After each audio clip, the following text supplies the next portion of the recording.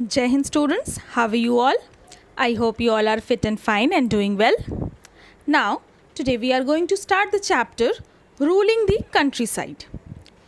So, before talking about that how the British government started ruling the countryside areas, first of all we will talk about Mughal emperors. It was the time of 12th August 1765 when Mughal emperor appointed East India Company as Diwan of Bengal. And that happened in Robert Clive's tent.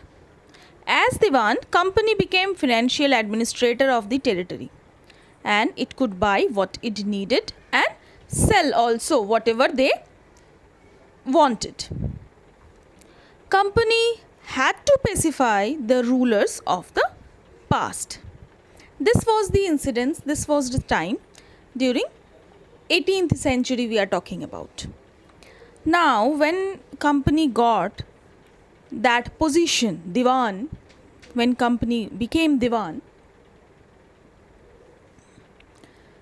they started collecting revenue.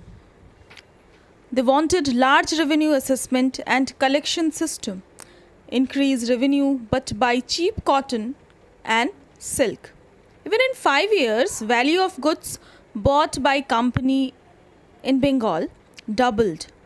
Before 1865, company purchased goods in India by importing gold and silver from Britain, and now the revenue collected in the later on years changed, and even that brought a drastic change. In 1770, that unnecessary revenues, collection of undue revenues brought famine in Bengal, and that famine killed 10,000 people and 1/3 population was completely wiped off. After 20 years, new concept came up. Cornwallis introduced permanent settlement in 1793.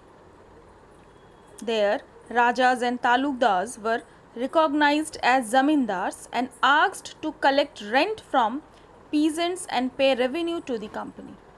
Amount to be paid was fixed completely, that was permanently fixed. Regular income for company and encourage zamindar to invest in land.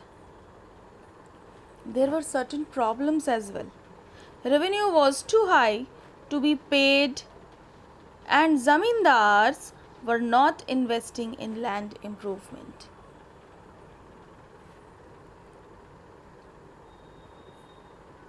Now if we talk about the people who failed to pay tax, they lost their zamindari and land was sold in the auction to company. In the first decade of 19th century, the price of market rose and cultivation expanded, but there was no gain for company. And that is the reason villagers found the system oppressive, as they had to pay very high rent. That is the reason Holt Mackenzie devised a new system in 1822, explaining fixed revenue system as incorrect. Estimated revenue of each plot within a village was added up to calculate the revenue that each village, which was known as mahal, had to pay, and this was revised periodically, and even that was a not fixed amount. Now if we talk about Rayotwari system in South India, tried by Captain Alexander Reed in areas of Tipu Sultan and later developed by Thomas Munro, the settlement made directly with cultivators and British should act as parental father figure. There were no zamindars in South India, and that system came to be known as Munro system. This was the beginning. Now, in the later periods, the Britishers asked to grow crops as per their own need. They realized that countryside is not meant only for revenue, but can grow crops that Europe needs.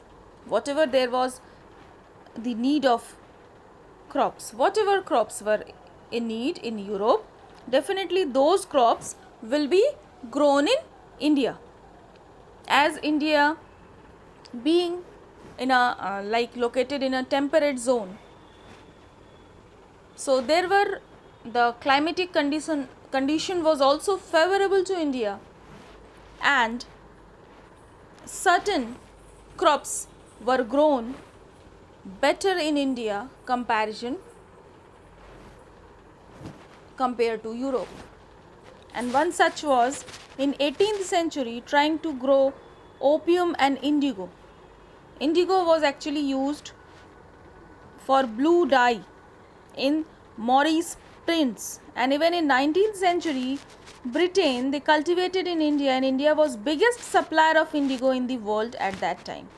But there were several issues, several problems at that time that we will discuss in the next module. So till then, Jai Hind.